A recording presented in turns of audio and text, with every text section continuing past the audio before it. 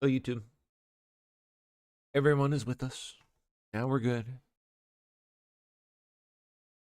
Let me see if I have anything tagged first up. Since I left you this morning, I don't think I do.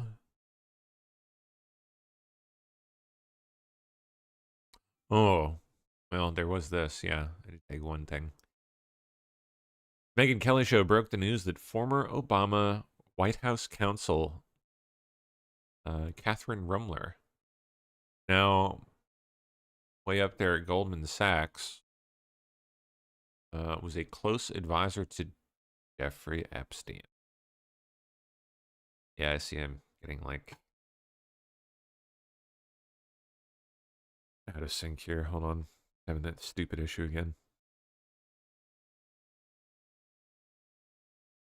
Let me close all my browsers that I don't need.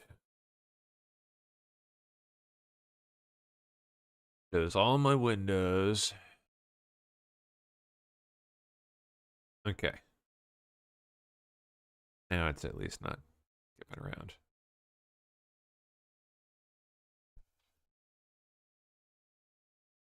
Yeah, that's better. So yeah, Catherine Rumler. Catherine Rumler.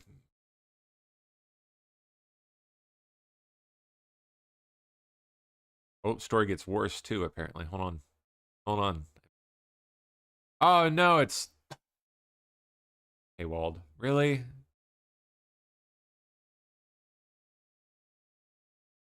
See some of the emails in the background there, though. Look at that.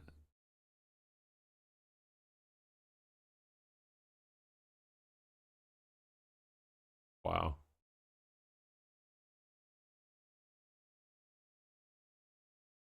All right, down the pile we go.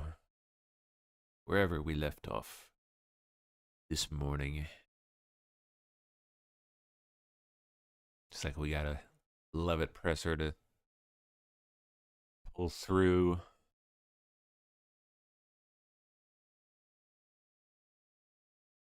Here we are.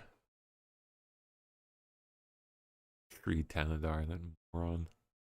All right, there, we'll pick it up here. Anti-ICE protesters already interrupting DHS Secretary Noem's testimony for the Homeland Security Committee.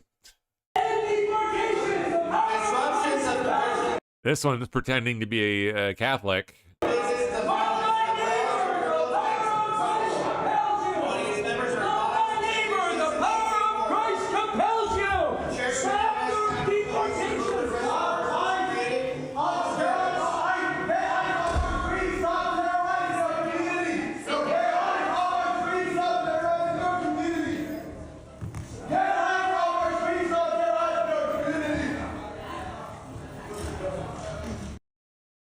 Ridiculous theatrics.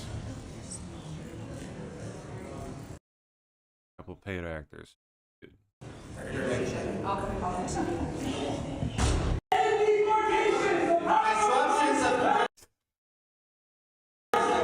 I mean, did it really whip out the power of Christ compels you?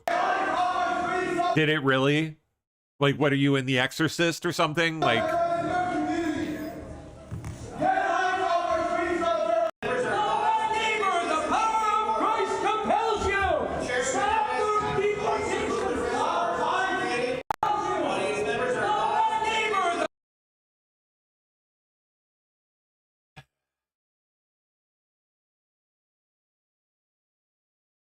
Come on now. Don't do that.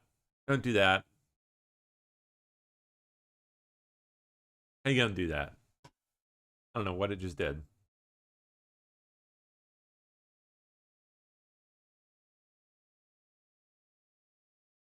Okay. Where are we here?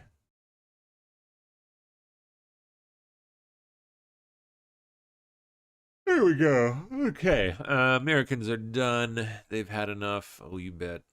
No, that's not where we were. That's where we were. Now we get this. Okay. We saw some of this morning. I think this is a continuation with some of the same characters. Yes, What a lady! Listen to this chirping, bleeding, wild animal. Listen to this.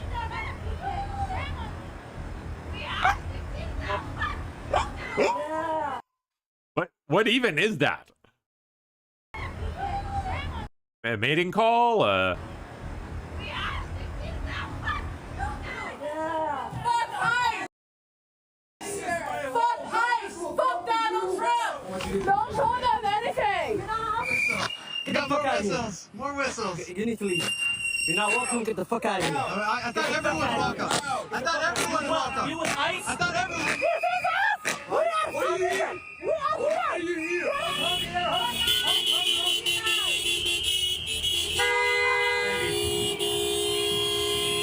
Where are you from? Where are you from? That's what happens when you let the third world in. Spitting at officers. Spitting at officers. Why do all of their women weigh like 400 pounds and sound like hyenas? Blocking traffic. Like a demon hyena. Shit, I just get him out of here. Make America great again. I'm John Fitzgerald, and I am a MAGA. Make America great again. Get him the hell out of here. Get him the hell out of here. You hear the way these guys are talking to him. Yeah, no, I want him gone. I want him out of here. They are the most unfriendly. We live right across the street from them. And there's been times where this whole cul-de-sac has been completely lined with Mercedes, BMWs. This is how they talk. Second generation. Come here! Hey! I'm right here though! Unbelievable. This is the problem. You got the second, third generation here. You invited them in, invite the illegals in, and then they have kids that hate this country, are taught to hate this country. And then you got neighbors living right across the street that have to deal with it. There might be repercussions for me because, but 15, 20, 25 know where I live. I ain't afraid. Yeah. Not backing down. If you could say something to President Trump, to Tom Holland, what would you tell him? President Trump, start with Ilhan Omar, get her out of here and drag all of this business here, get them out of here. Yeah, we're Americans. Yeah. Oh. So I noticed you've got a for sale sign out here. How much of that decision has to do with illegals and the Somalis that are here in the neighborhood? Oh, a lot. It's a major part of our reason why we want to get out of here. I'm wondering, it's been a little over a year now that we've been on the market. Can't sell, hasn't sold. I have to ask, why not? This is a beautiful neighborhood, except for that.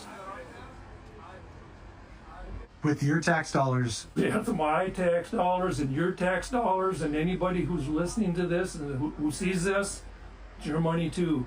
And it just, there it is. What do you think of your governor and your mayor? Oh, it's another reason why we're leaving.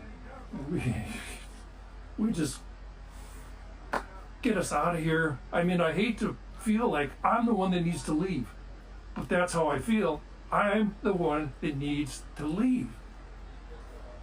Jeez. Yeah, it's sad. Very sad. Very sad. Trump,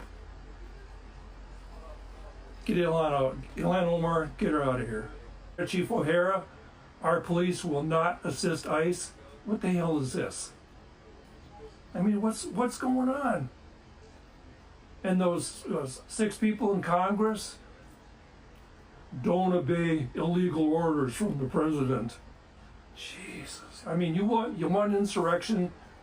I feel like it's starting in my neighborhood right across from my house. I'm standing out here in shorts and a short shirt, and man, I tell you what, I'm hot. I'm just, Yeah, it's like 1 degree outside and you're out here. I'm hot. Yeah, I am just hot. Last thing, what do you say to ICE? Oh, ICE, God bless you guys. And Christy Nome, God love you. Stick with it. Be tough. Thank you, sir. You're welcome. God bless you. Yeah, God bless you. What a sad reality. This guy's having to leave his house because of unrestricted immigration that invited people that have no allegiance and no love for this country in and ruin the neighborhood. And now he's feeling like he has to leave. Dick. What a shame. We got to do better, America.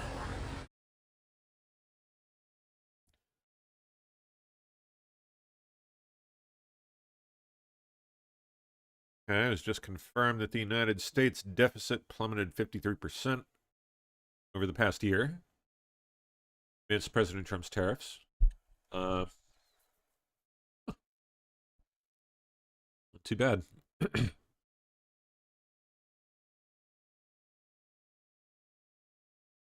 Yeah. 367 billion down to 193 billion for the course of a year.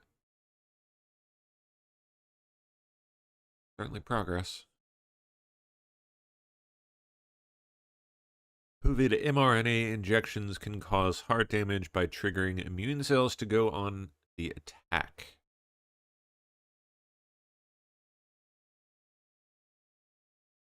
Huh.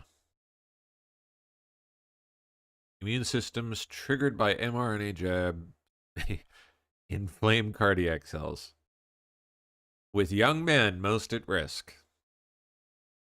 Of course. COVID mRNA vaccines can cause heart damage by triggering immune cells to go on the attack. More than 2,000 people in Britain suffered inflammation of the heart, myocarditis, or heart lining, pericarditis, following vaccination, with young men particularly vulnerable. Majority of cardiac problems were caused by mRNA jabs such as Pfizer and Moderna, which delivered a blueprint of the COVID spike protein to cells. Now, Stanford has found that the immune system can lock onto the foreign RNA from the vaccine, which triggers a fierce response, and in some cases can inflame heart cells. Nice. Likely to be a problem with other mRNA jabs. So, not something that can be engineered out, even if you trust them, which I don't.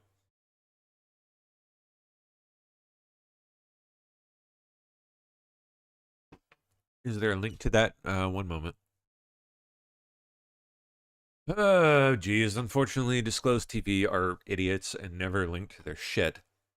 So we're going to have to search it up. How COVID vaccines can cause heart damage.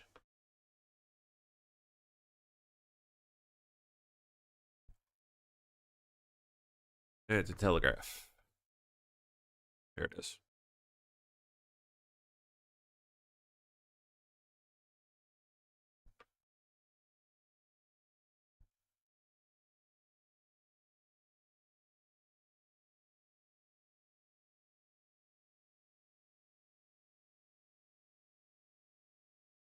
There it is.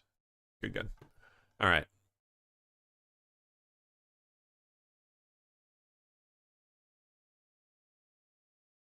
Yeah. Popping out my chat here. There we are. Chaos breaks out as DHS Secretary Kristi Noem gets mobbed by leftards after the hearing while holding her grandson. I don't know why you'd bring your grandson to an event like this, but, you know.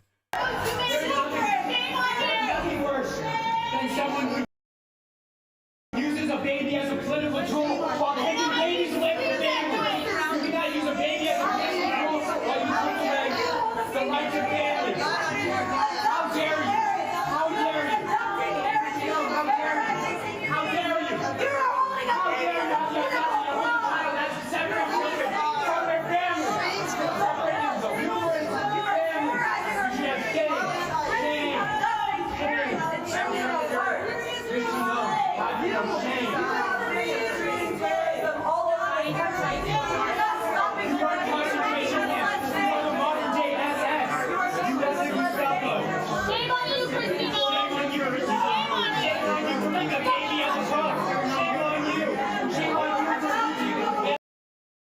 Yeah, again, I don't know why you would bring a child into this. Like what possible reason could you have to do so? Other than just like for the cameras and be an attention whore and be a weirdo.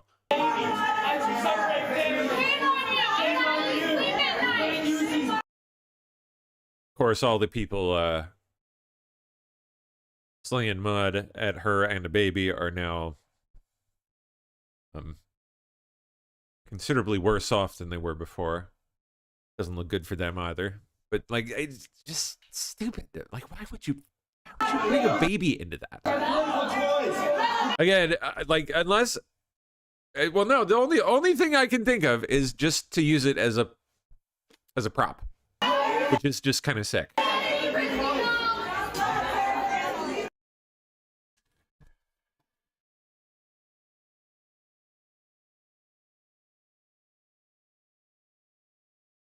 I certainly wouldn't be bringing my newborn child to that. I'll tell you that much.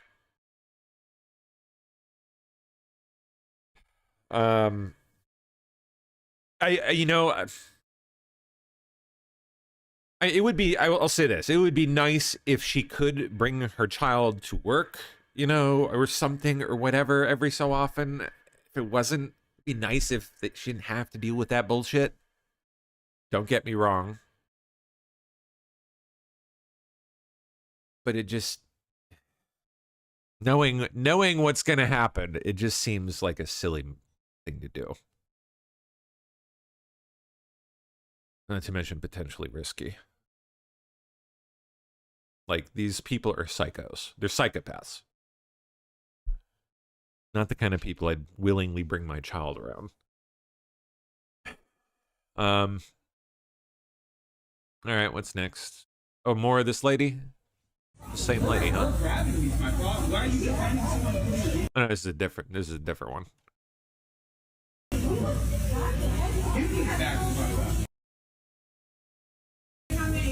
can go in the I don't care. She's the one following me, you retard. I'm leaving. Big woman. Big fat woman. I don't give a shit. You're fat and you're defending someone who's not American. You're probably some level of retard. You can't even speak my language here, so shut up. I don't need to speak your language. Good question. Dreamwalking asked, did this have to do with the Christmas gala going on? Referring to the Christy Nome stuff. I assumed it was her house testimony. That's what she was doing today, as far as I'm aware. It was all just her testifying to the House Homeland Security Committee, or whatever it is. And I assume that her family attended that, I guess. Attended her public testimony or something. Yeah, I'm assuming that's where that's coming out of, but Go back to your own country. Go back to your country.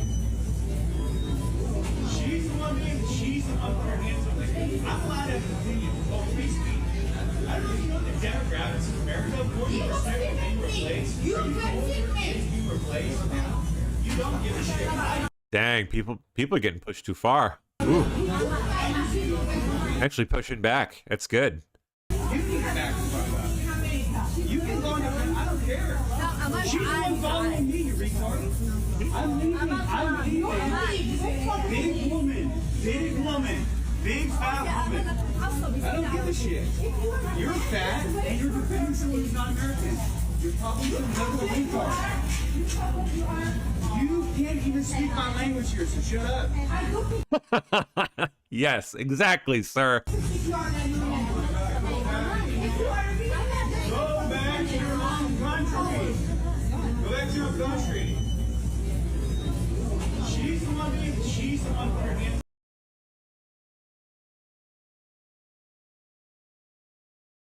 Okay, Senator Eric Schmidt claps back at reporter. Huh. I don't know if this is also following the Nome testimony. If you can seize a tanker without killing anyone, What's that? If you can seize an oil tanker without killing No, he's a senator, so no. anyone, Oh, come on. if you can seize a tanker without killing anyone, What's that? if you can seize an oil tanker without killing anyone, shouldn't that have been the way that these fishing boats were also stopped? Fishing boats? What is a fishing boat? Well, The drug runners? The drug runners. Those aren't fishing boats. Yeah, but Those aren't fishing boats. if you can seize a vessel they're without turbocharged. violence. Okay. Well, let's talk about Article 2 authority. The President, the Commander-in-Chief, has identified and designated terrorist organizations who are cartels who run drugs that kill 100,000 Americans a year. So there's no legal question that he has the legal ability to blow those boats out of the water, and they will continue. This, however, these were economic sanctions by the President as delegated by Congress. Those were enforced by civil authorities with the aid of the U.S. Navy. So we're talking about two very different things. But if you're asking me if I have sympathy for narco-terrorists killing Americans whose boats that are carrying the drugs that kill Americans, I don't. I have sympathy for my neighbors in Missouri who've been poisoned, who die, and we finally have a president who cares about them more than the Democrats care about going down to El Salvador to drink margaritas with terrorists. Senator, that's how I feel about it. Do you believe that the Trump administration should try to overthrow Maduro's regime? That's not. We're not talking about that at all. We're talking about actually enforcing sanctions. And so, and again, sort of letting the world know that we have important interests in our own hemisphere. But it is something the administration is weighing. The president was kind of open about that. I don't know what you're talking about. I mean, that's an assertion you're making. Senator Hawley has expressed opposition to U.S. troops on the ground in Venezuela. Are you open to troops in Venezuela? I trust President Trump is going to make a good decision here. So he's a realist who understands that we have to, again, pivot away from Europe's over-reliance on the generosity of Americans. They have failed and refused to step up for their own continental defense. That has to change. And so we have real interest here in our own hemisphere. We have real interest in the great competition with China. So that's what my focus. Yeah. Oh, that's good. I saw Steph mention over in YouTube chat that the judge in the Charlie Kirk assassination case says cameras will be allowed in the courtroom. The defendant, Robinson's lawyers, were trying to prevent that from being allowed. They wanted cameras banned, but thankfully, we will be able to see everything going on. Sounds like I don't know if there's any restrictions of any kind. Sounds like probably not. So presumably there will be video and photos.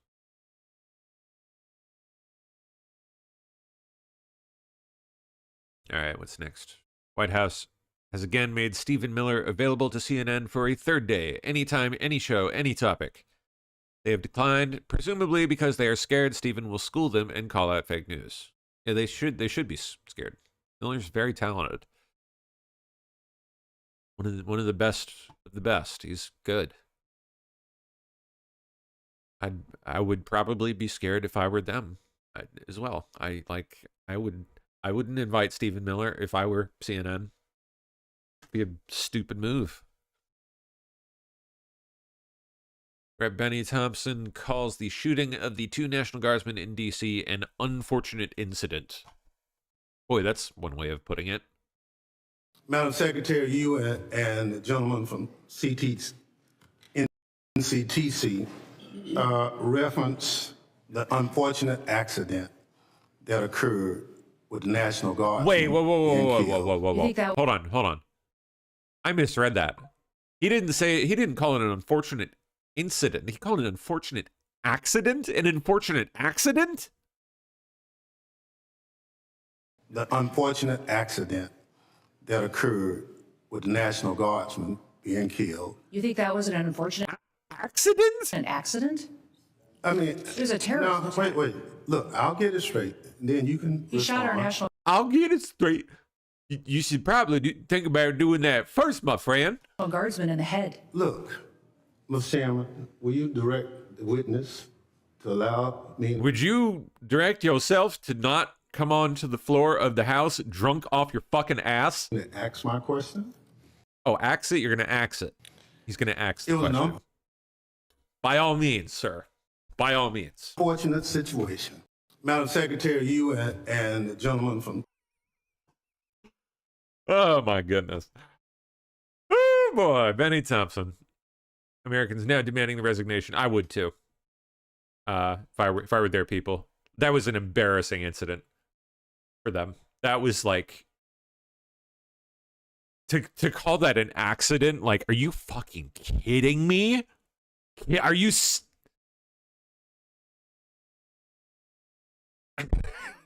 How do you do that?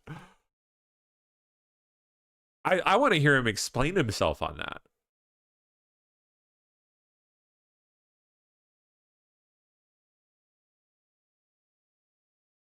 I wonder if anyone's interviewed him yet after this. That is just nuts. Yeah, I know is not the sharpest tool in the shed, based on everything I've ever seen of him, but man, that was especially bad. Slipped up there, Benny.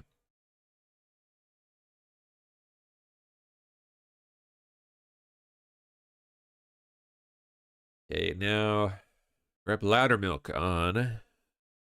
Boy, this is like 5 minutes. What do they talk about? Oh, pipe bomb stuff. All right. Basic subcommittee chair says all footage of pipe bombs being planted at the RNC and DNC was deleted. So, what? Apparently, footage actually existed at one point of the perpetrator actually planting, and it was deleted? What? There's so many concurrent miracles that would have had to happen. I mean, we've seen the one with the bench, but not the RNC. For these bombs to have been discovered at the same time, sitting in the middle of the sidewalk, you know, I mean, where does that lead you? I guess you don't know yet, but that implies a much broader conspiracy, doesn't it? Well, it does, and that's the thing that we try to avoid is just going down a conspiracy path, but taking a theory and trying to prove it wrong. But there's still so many questions regarding this, because one of the things that has raised our eyebrows is as we go and we look for video on January 6th, because we want early morning video on January 6th to see, did anybody go back to these locations? Of course. Unfortunately, that video apparently doesn't exist anymore. We do have the January 5th video, but we've been told that no one ever preserved January 6th. So that does raise our eyebrows a bit. But you're right, both devices were placed either, you know, the person doing the pipe bomb wasn't very experienced. He was just trying to get them down and go, or they were left to be found. And so it is pretty amazing. And, you know, Mrs. Younger said she walked out her back door. It wasn't there earlier in the morning, but she saw it later, and it would, you know, give reason to believe that she would have noticed it if it was there in the morning. So that's one of the reasons we do want to talk to her. Okay, you just blew my mind here. I'm sorry, if you don't mind staying just a few more minutes. Like, sure.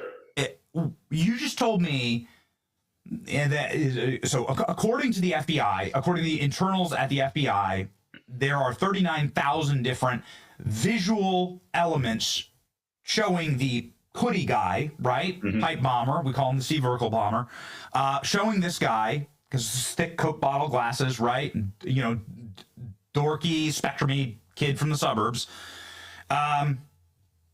There's 39,000 videos showing his movements that night from different camera angles. Washington, D.C., Capitol Hill in particular is the most surveilled area arguably in the world. There are so many cameras up there. Yes. And you're telling me that there's no footage from January 6th of the actual areas where you would have to travel to place these pipe bombs. Now, we do have cameras along some of these, any Capitol Police cameras that we have that show some of the walking paths. Those do exist, but none of the camera angles like behind the RNC, behind the DNC that we know of that exist today, of where this person would have been, have the closest angles. And so that has inhibited our investigation into this theory of maybe they were placed back out again. And this is something new that we've just come across. We're starting to scour through all the Capitol Police cameras, because there is a Capitol Police building over by the DNC. It's called the Fairchild Building, and they do have cameras there. And that's been some of the cameras that have given us most of the evidence. So our team is going back through, and it takes a while when you look at how many cameras there are, and you're looking for hours of video, because we're talking about this device was put out at around 8 p.m. on the 5th. Now we've got to look from 8 p.m. all the way to 1 p.m. on the 6th to see, did anyone else go by there? Was there any other traffic, any suspicious activity going on there? So that takes a while. But again, these are theories that we're trying to go through step by step, box by box, and try to come up with what is a reasonable explanation as to how the Secret Service dog didn't hit on the one device, Mrs. Younger didn't see the other device. It's just a logical conclusion is possibly they weren't there at that time. But then you have to ask, if they weren't, why were they picked up? Why were they placed again? And so, it could come out that she just missed it, and that the dog did hit on it, and the handler wasn't paying attention, but it did make several passes. Or weather condition, whatever. But when you have that many circumstances, generally where there's smoke, there's some level of fire. So we have to track this down. And another thing that I hope that's happening, and I believe they're doing this, is the FBI looking at his cell phone data to see if he came back again. If he didn't, then did he have somebody he was working with? Was there a co-conspirator that came in and actually either set the timers or picked up the devices and put them back out? We have so many. Weird.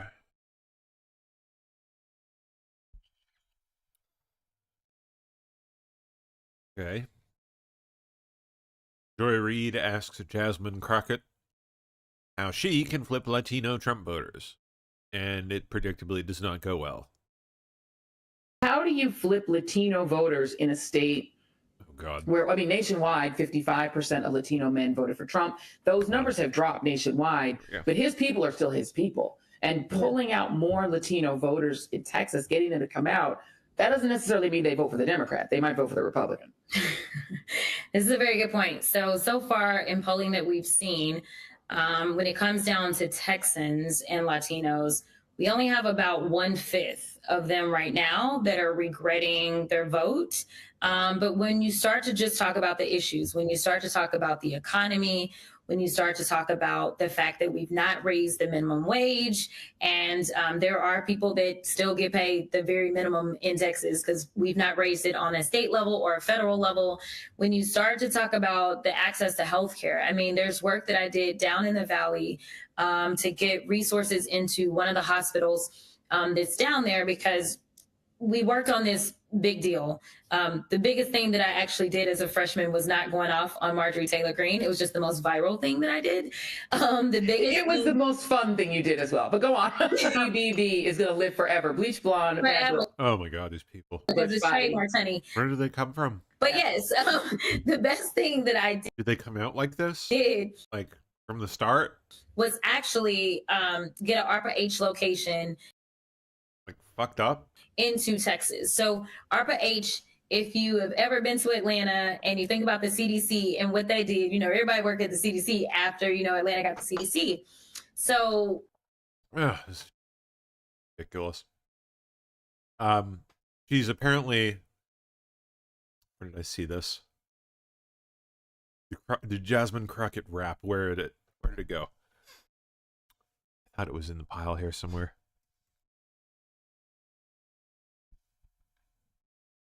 Let's see.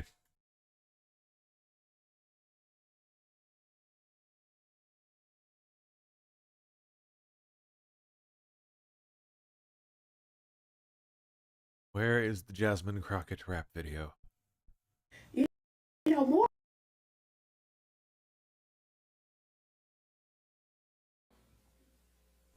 Oh, wait. Hold on. I missed this one.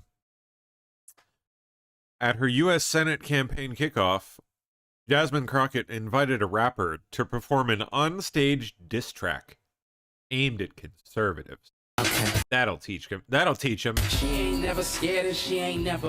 What? Who is willing to go toe to toe against the president? I can't wrap my head around someone who votes Republican. She advocate for feeding kids, they protect folks touching them. Trump invading his own country with our army, what a joke. We remember Pearl Harbor by illegally bombing boats. What y'all thought we wasn't gonna do nothing, buddy? Think again. They only trying to scare out of running, cause they think she'll win. Listen, thought I told y'all we ain't never scared. Now look who name on the docket. Got 2 words for every racist bigot. Jasmine Crockett. Oh, he forgot his lines. Me, I hope my money goes to side that isn't trying to say affordability's a hope. She stand on business, all 10 toes. Texas. Wow, she's staying on business, all 10 toes. So don't need no more bad built, bleach blonde. You sure they're not 11? Maybe an extra toe somewhere? She's a bit of a weirdo. Bush bodies moving forward. Yeah, that happened. She ain't never. That happened.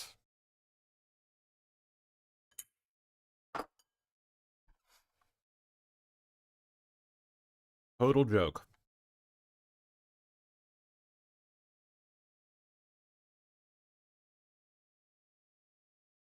All right, what's next?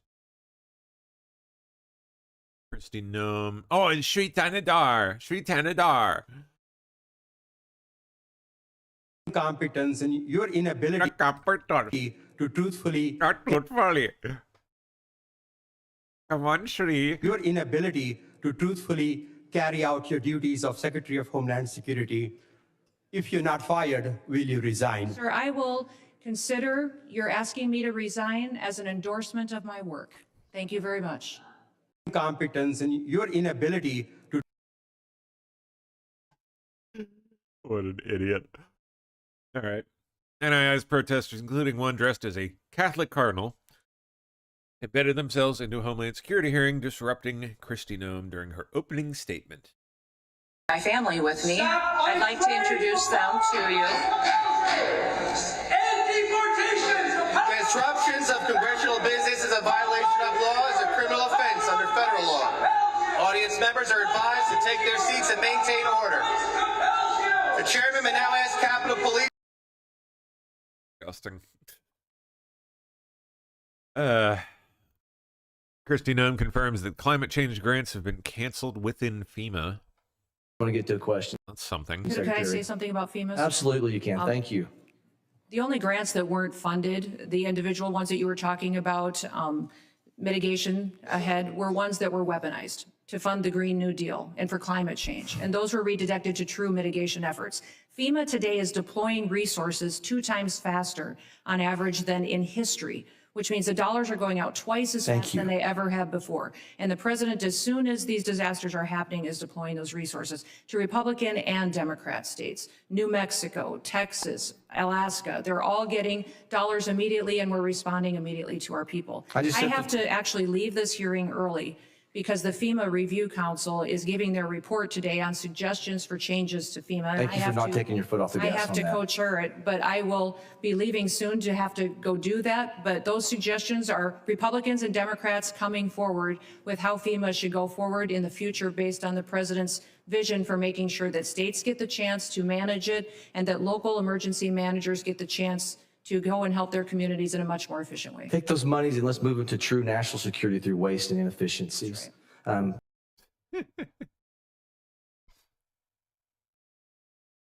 Indicted Democrat Rep.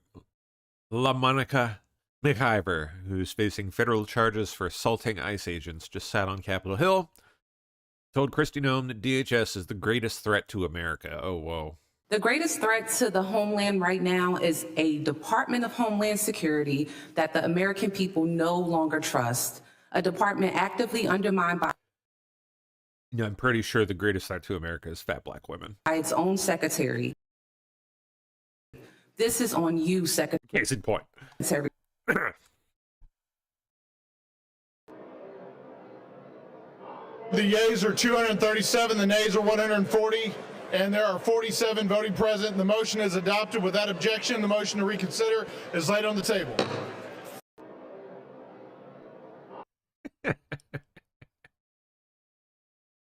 All right, U.S. House rejects impeachment of Trump. How about that? So much for Al Green.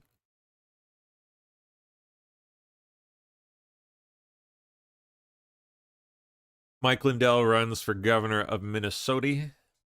That's right. Challenging Tim Walz. This would be an interesting move if he can pull this one off.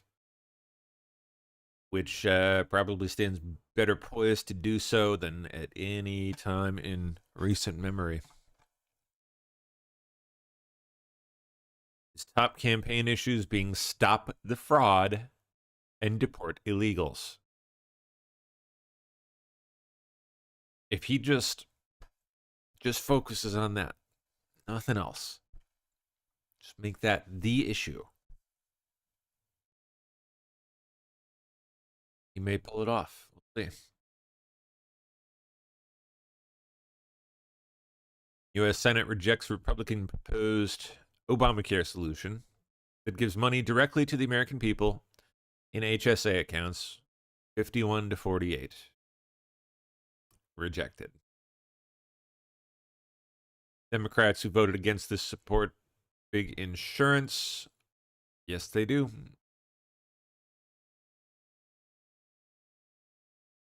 One GOP no. Are you shitting me? Are you shitting me? Rand Paul. Are you fucking kidding me?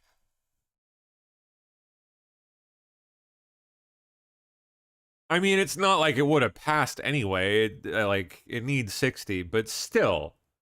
Seriously?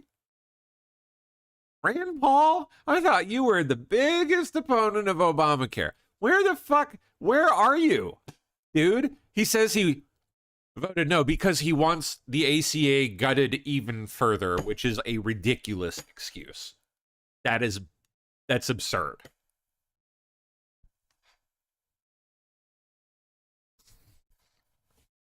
Embarrassing.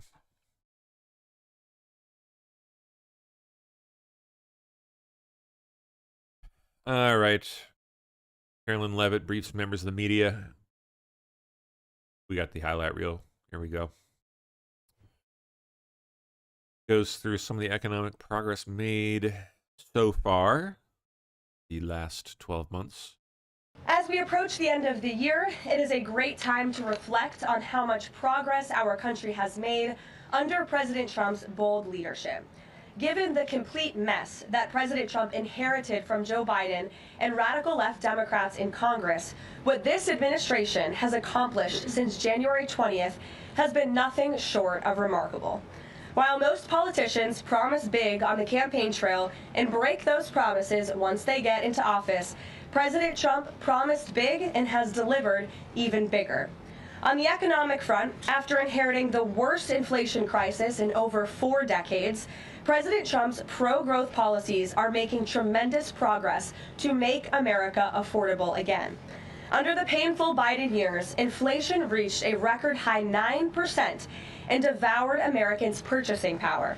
In President Trump's term thus far, inflation has dropped to an average of just 2.7%, marking critical progress. The Trump administration is working hard every single day to bring down the cost of living through bigger paychecks and lower prices. Real wages are finally on the rise again and on pace to increase to roughly $1,200 for the average American worker this year. To put that into perspective, real wages declined by almost $3,000 under the Biden administration. That means Americans right now are on track already to make up 1/3 of the $3,000 in lost wages under Joe Biden. There's much work to do, but this has already been significant progress. President Trump has also delivered resoundingly on his promise to end Joe Biden's insane war on American energy and make sure our country has reliable and affordable energy produced right here at home. As a result, the nationwide average for regular gas just fell to its lowest level in nearly 5 years. According to data from Gas Buddy released on Monday, average gas prices have now dipped below $3 per gallon in 37 states, below $2.75 per gallon in 22 states, and below $2.50 per gallon in 5 states. Just a few years ago, we saw record high price gas of nearly $5 per gallon. American families faced constant pain at the pump, and those costs caused the price of everything else to go up as well. In fact, the average cost for a gallon of regular gas in the country was the most expensive price during a presidential term in U.S. history under Biden's disastrous leadership, even with them recklessly draining our strategic reserves to try and artificially decrease prices. But thanks to President Trump, those days are long behind us. In the months ahead, Americans can expect prices to fall even further. We know that when gas gets cheaper, everything else gets cheaper too, and that's what this president is focusing on. As we approach tax season, millions of Americans will see larger refunds. Yeah. One study projecting an average refund increase of about $1,000 per filer. Latest preliminary numbers released from the month of November show we have the most secure border in our nation's history. More or less believe it at this point. I don't know about ever, but within certainly recent history. Living within living memory, maybe. We'll go with that. President Trump focused on digging our country and our economy out of the hole it's in every day. Getting better. Do so. I've continued getting work, and I have more lined up for next year already. Good. So, it's obviously anecdotal, just me. But things are finally starting to improve for me financially, which is, hope that holds true for other people as well in due time. I think we'll hopefully see some action on that front in the new year.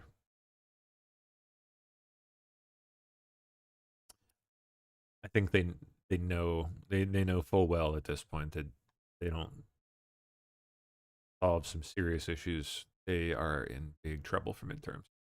So I think that's going to be their focus from here forward.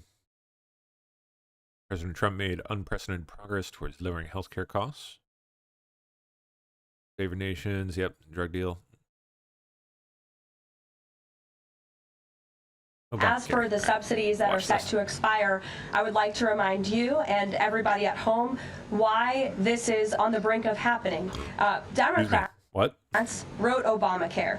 They passed it without a single Republican vote, and then they ballooned it with these expensive COVID subsidies that completely distorted the health insurance market. And then they doubled down, extending those subsidies and setting their own expiration date right now in 2025, which the administration is obviously well aware of, and we are working, the president is working with his healthcare policy team here at the White House, as well as Republicans on Capitol Hill, to find a solution. As for the subsidies that are set to expire, I would like to remind you and everybody at home why this is on the brink of happening. Democrats wrote Obamacare. They passed it without a single Republican vote, and then they ballooned it with these expensive COVID subsidies that completely distorted the health insurance market. And then they doubled down, extending those subsidies and setting their own expiration date right now in 2025, which the administration is obviously well aware of, and we are working, the president is working with his healthcare policy team here at the White House, as well as Republicans on Capitol Hill, to find a solution. As for I will say, though, just because I myself am finally seeing some increased income does not mean PSB is. And it definitely needs some. We're not looking too good this month. It's like we got like $55 in so far, which is not sustainable. So if anyone feels like supporting PSB, we would definitely appreciate it big time. I'll drop the link out there.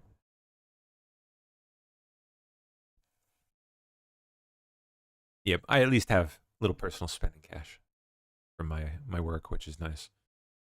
But I would prefer not to dip into that, to have to like make up the difference for this. So if anyone wants to come to the rescue, I would much appreciate it.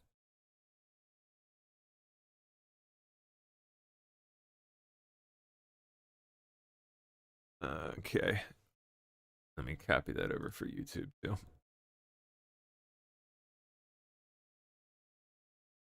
There we are.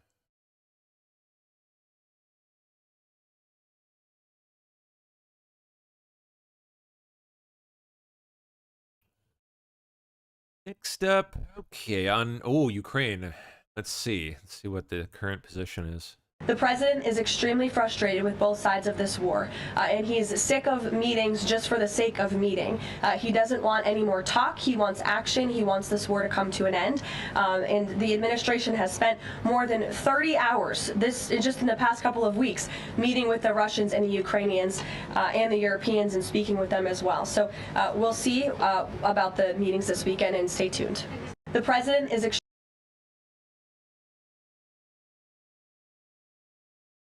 President Trump told President Xi of China that NVIDIA will only be shipping H200 products, their most advanced GPU, to approved customers in China under conditions that will allow for continued strong national security.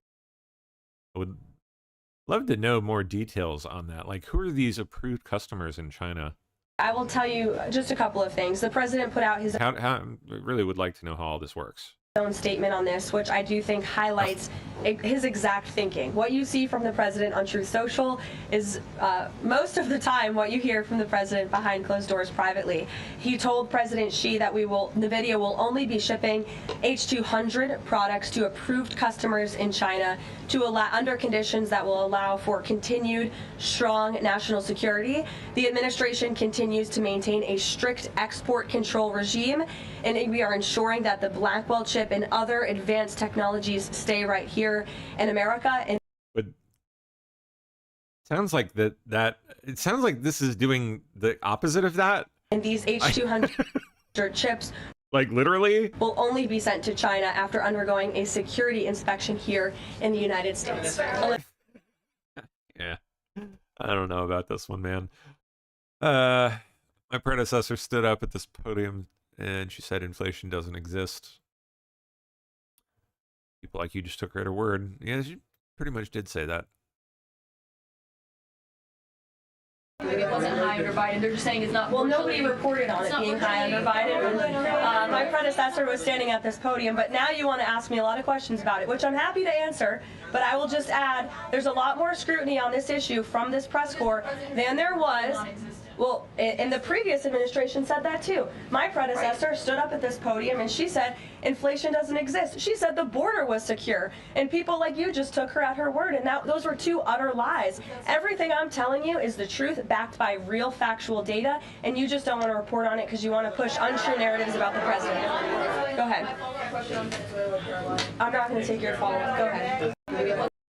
I'm not going to take your follow-up. All right.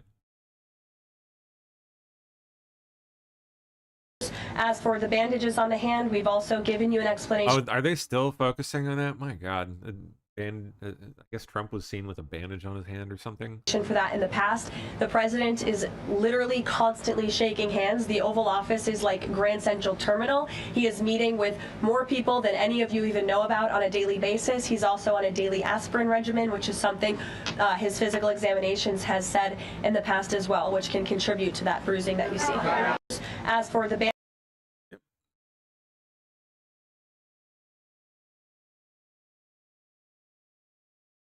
Yeah, Chuck Schumer. Again, I have told you now a few times that the president and the Republicans will continue to unveil creative ideas and solutions to the healthcare crisis that was created by Democrats. And I know Chuck Schumer is putting up a vote today. This is a political show vote. Chuck Schumer is not sincerely interested in lowering healthcare costs for the American people. He's putting this vote on the floor knowing that it will fail so he can have another talking point that he can throw around without any real plan or action. Yep. If Chuck Schumer actually wanted to lower healthcare costs, I'm sure the president would welcome him and his entire Democrat caucus to a legitimate coordination on the president's policies of bringing down drug prices, these most favored nation deals. Why hasn't Chuck Schumer ever come out in support of those? Those are going to legitimately, they already are, lower drug prices for the American people, and not a word from Chuck Schumer on it. So I think that just proves this is completely political. Okay. Tyler Robinson seen smiling and laughing with his attorney. Court. We can assume was perhaps Mr. Robinson being delivered to this courthouse. Some of the doors are zip tied, so all types of measures being taken to make sure that this proceeding happens safely and securely today. Now, on the docket today, perhaps one of the most important issues, there was an October 24th hearing in which Judge Graff determined Robinson will be allowed to wear civilian clothing in court. As you see, we can assume. Wow. Democrats caught in massive fake news operation in DHS Secretary Kristi Noem hearing, lying that President Trump deported a veteran to South Korea. Oh, please. Harry, how many United States military... Oh, so he self-deported. He self-deported. Was not a citizen, but was a green card holder. Whoop-de-effing do. Military veterans have you deported? Sir, we have not deported U.S. citizens or military veterans. I don't believe you served in the military. I haven't either, but I think you and I can agree that as Americans, we owe everything to those who have served our country in uniform, particularly those who have served in combat. Do you agree with that?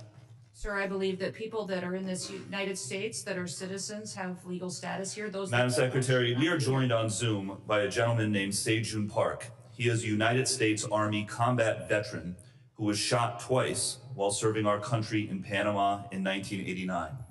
Like many veterans, he struggled with PTSD and substance abuse after his service. He was arrested in the 1990s for some minor drug offenses, nothing serious. He never hurt anyone besides himself, and he's been clean and sober for 14 years. He is a combat veteran, a Purple Heart recipient. He has sacrificed more for this country than most people ever have. Earlier this year, you deported him to Korea, a country he hasn't lived in since he was 7 years old. Will you join me in thanking Mr. Park for his service to our country? Sir, I'm grateful for every single person that has served our country and follows our laws. Can you please tell Mr. Park why you deported him? Every one of them needs to be enforced. But you understand that many veterans struggle with PTSD, many veterans struggle with substance abuse challenges. This man took 2 bullets for our country. Will you have broad authority, by the way, as Secretary, to issue humanitarian parole, to do deferred action. Will you commit to at least looking at Mr. Park's case to see if you can help him find a pathway back to this country that he sacrificed so much for? Harry, how many... Let's see. Say June.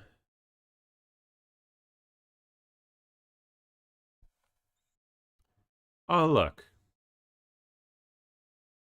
Purple Heart Army veteran self-deports after nearly 50 years. So what were the circumstances of his self-deportation? Okay, let's see.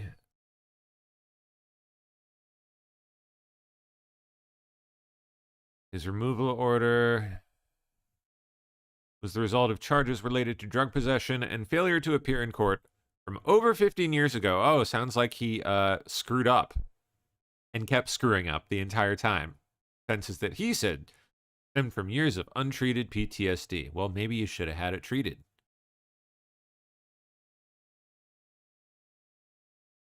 Park's story reflects both the challenges of life after combat and the perils that non-citizen veterans face if caught in the legal system. You know what the solution to that is? Not getting caught in the legal system.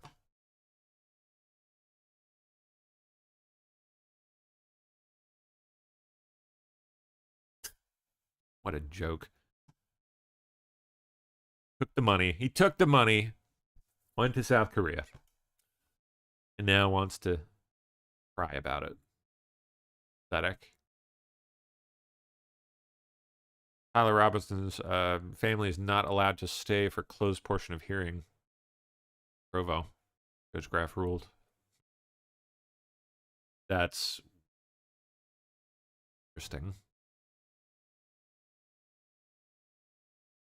What's the closed portion? New York voter Rep Dina Titus for letting illegals on Medicare. Let's talk to Dennis next. Oh, on C-SPAN. We got a C-SPAN caller. Nice. In New York, Republican line. Go ahead, Dennis. Yes, I'm a veteran collecting Medicare. I've been trying to get cholesterol and blood pressure medicine under the Biden administration since 2021 to 2024. And I always had a hard time getting a prescription refilled or anything else. It got to the point I actually went down to the office in Western New York Medical. The whole room was filled with illegal immigrants going in and out. I couldn't even get to the counter to get a refill on prescription cholesterol and blood pressure medicine. Anyhow, long story short, a month ago, I was rushed into the hospital with heart failure and that, and I get there, and for the last 6 months, I come to find out that I got kidney failure and congestive heart failure.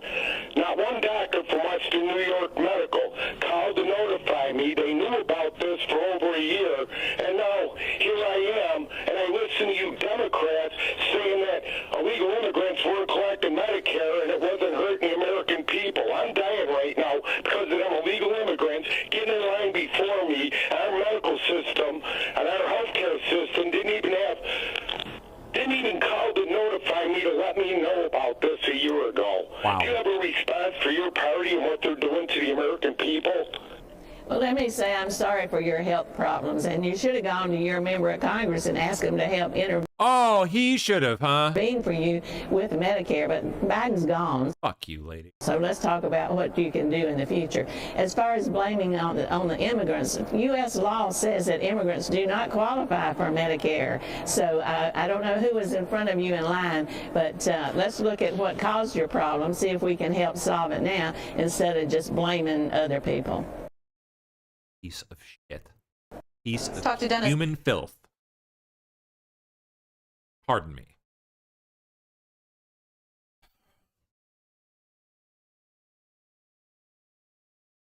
Oh, I saw this one earlier. White guy in full meltdown rammed an ICE vehicle. Now facing 20 years in federal pound me in the ass prison.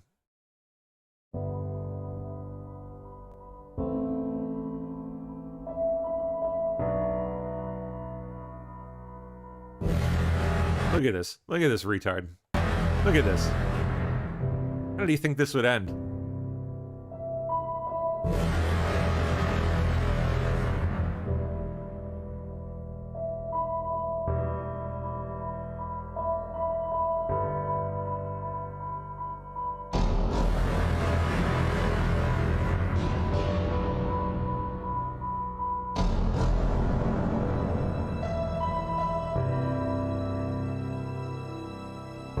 Come on, camera guy. What are you freaking doing?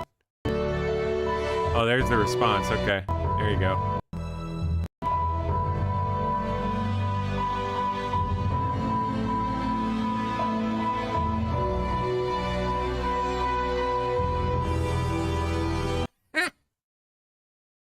What a moron. In Minnesota. All right. International Olympic Committee advises sports bodies to allow Russian youth teams and athletes to compete again with the Russian flag and anthem.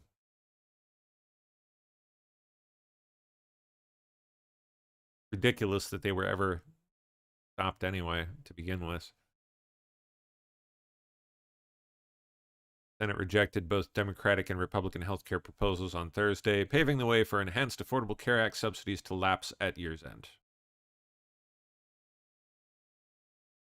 Democratic plan to extend subsidies for 3 years fell short at 51 to 48, requiring 60 votes. 4 Republicans, Susan Collins, Josh Hawley, Lisa Murkowski, and Dan Sullivan supported it. Really? Josh Hawley, huh? Good to know. Gonna file that one away for later. Republican alternative offering $1,500 in health savings account contributions for select enrollees also failed 51-48, with Senator Rand Paul opposing.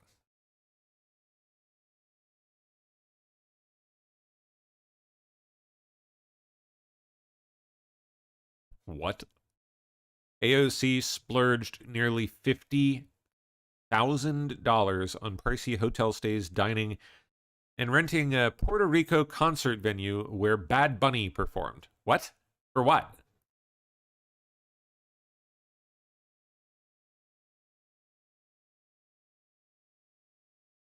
Renting an entire venue? I would... What?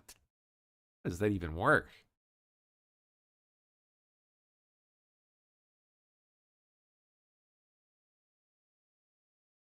Jeez. Wanky hotel. Campaign forked over nearly $16,000 for lodging in Puerto Rico.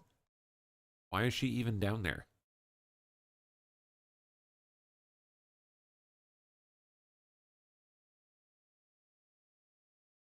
A huge move. Treasury Secretary Scott Bessent just sanctioned family members of Maduro. 3 nephews of Maduro's wife, Celia Flores, Maduro-affiliated businessmen, 6 shipping companies operating in Venezuela's oil sector.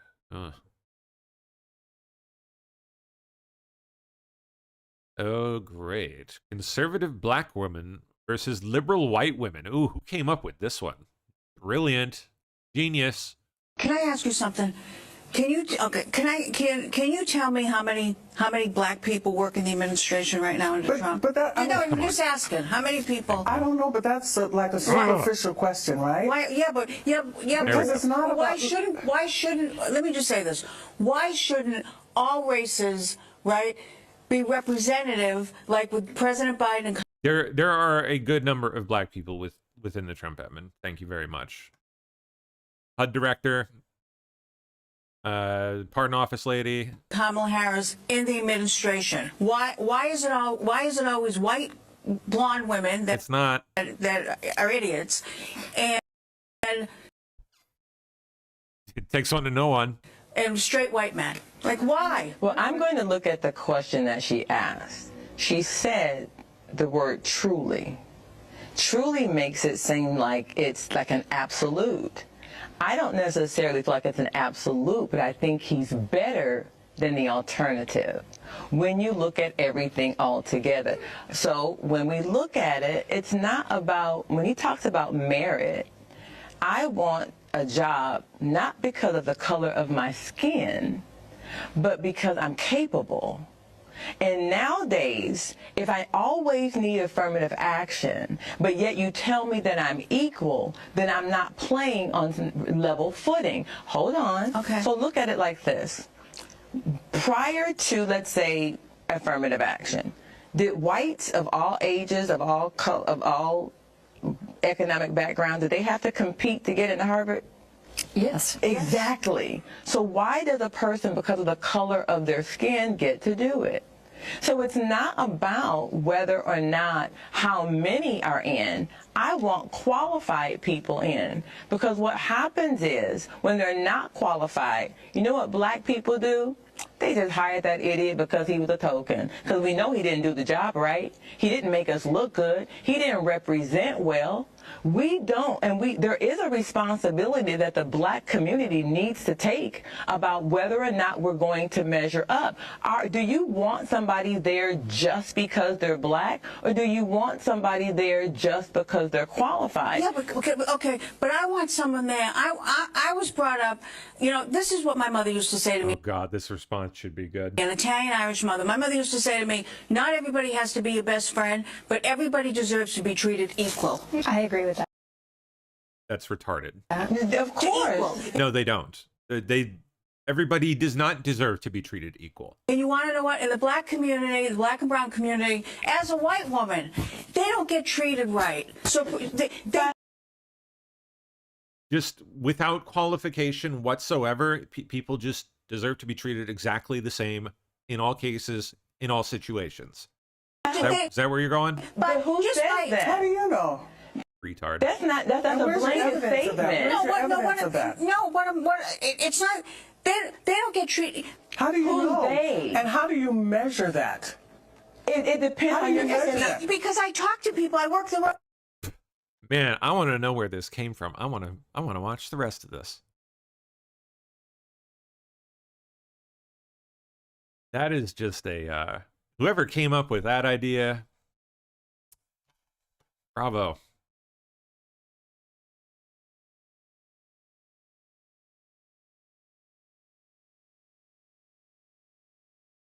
God, I want to find this.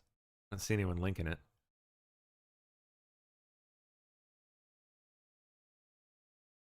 I'm gonna tag that low for later. Gotta look into that.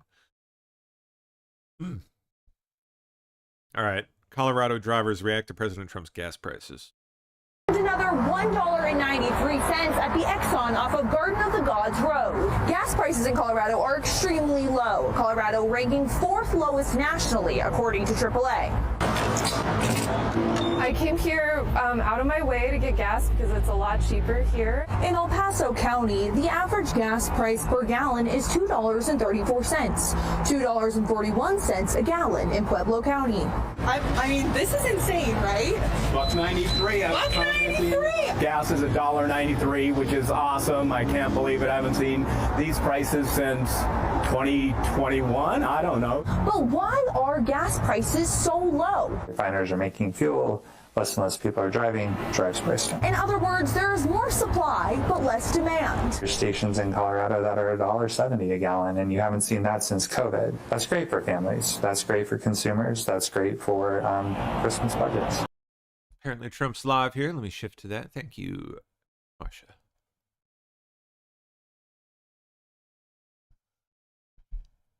Hey, there it is. Vision and what conversations you've had, if any, with President Xi on that topic. Well, relevant to AI? Yes. I speak to him a lot about it. I speak to him a lot. Actually, I have a very good relationship with him, as you know. If you had another president, you would have had a big rare earth problem, and it turned out not to be a problem. They're purchasing tremendous amounts of the soybeans and our agricultural products now. We're getting along with them very well. No, we talk about AI quite a bit. We talk about everything quite a bit. Well, do you have specific guardrails you're trying to put together with them? One of the things I talk to China about is the denuclearization of weapons. We'd like to see if we could stop that. I'm talking about nuclear weapons. I've spoken to China about that. I've spoken to Russia about that. And I think it would be something that we would want to do, and they would like to do, and I think Russia would like to do. They said they won't join the START or a follow-on to the START. Well, that's what they've told you, but you know what they tell you is different than what they tell you. And I'm afraid, Mr. President, just briefly, you made a commitment to the Europeans back in July, if I remember right, to participate in some kind of a peacekeeping force should there be a peace agreement. You mentioned, I think, air support, intelligence, and so forth. Does that commitment still stand? Is the U.S. ready to go contribute to this? Called the security agreement, basically, that they call it, the security agreement. Yeah, we would help. We would help with security because it's, I think, a necessary factor in getting it done. I thought that we were very close with Russia to having a deal. I thought we were very close with Ukraine to having a deal. In fact, other than President Zelensky, his people loved the concept of the deal. You know, we threw something out. This is the 4-part deal that you... Well, there's 4 or 5 different parts. It's, you know, a little bit complicated because you're cutting up land in a certain way. It's not the easiest thing. It's sort of like a complex real estate deal times 1,000, right?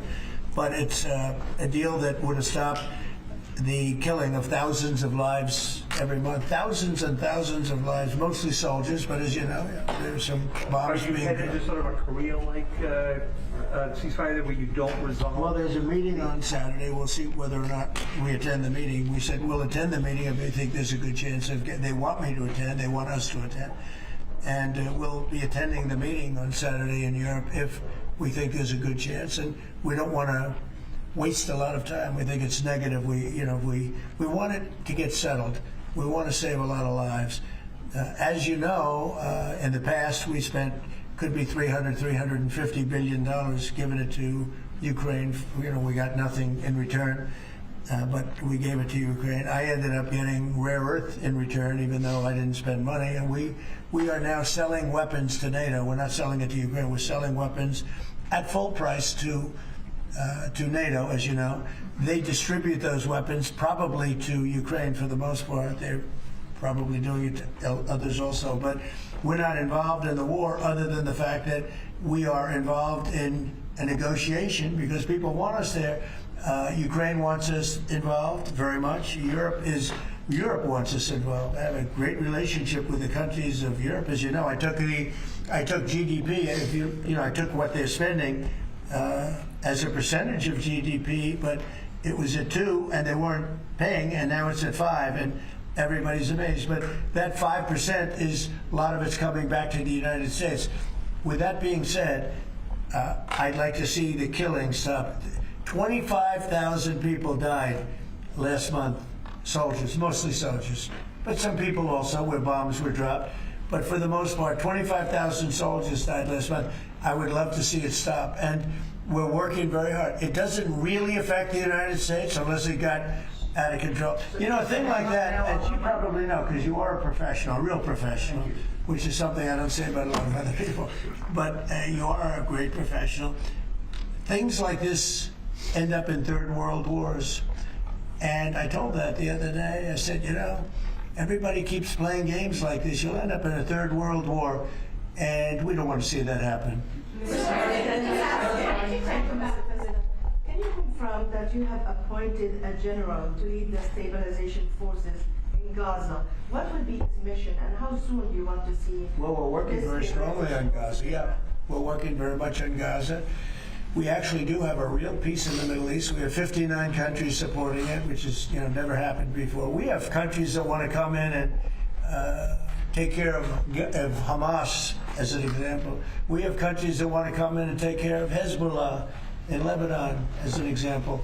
And I say, right now you don't have to do that. You may have to do that, but we have countries that are volunteering to come in and literally take care of the whole thing. We have a great peace in the Middle East. It's never happened before.